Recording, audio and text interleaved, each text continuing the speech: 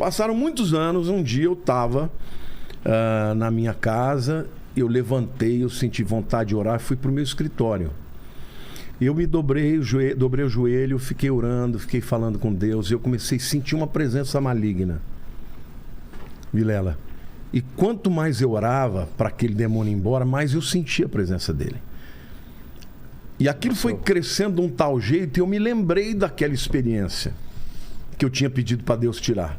Naquela hora, eu falei, Deus, eu nunca mais vou temer. Porque eu sentia que por trás de mim, anjos de Deus estavam, mas eu sentia que na minha frente tinha um demônio. E que estava rolando algum tipo de E eu comecei batalha. a orar. Quanto mais eu orava, mais eu sentia a presença dele.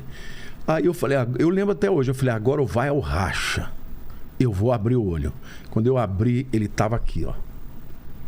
E aí? Era um demônio, eu lembro até hoje do olho dele, amarelado, uma pele toda encoraçada, cravejada de brilhantes. Era um principado. E ele falou com uma voz rouca comigo, uma voz grossa, dessas guturais, e começou a falar comigo. Eu entendi o que ele falava, eu falava em língua estranha, ele entendia o que eu falava.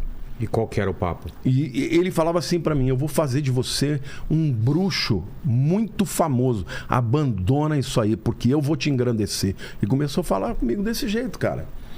E eu comecei a repreender, eu falei, eu jamais vou te servir, eu sempre vou servir a Jesus, eu sempre vou servir a Deus. Comecei orando, falando, e eu sabia que eu estava dizendo isso e ele me tentando.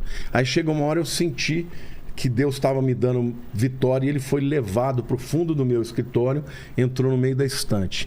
Quando eu saí dali, andei um corredor grande, cheguei lá no meu quarto, a Lília estava de joelhos, ela falou assim, esse quarto está infestado de demônios.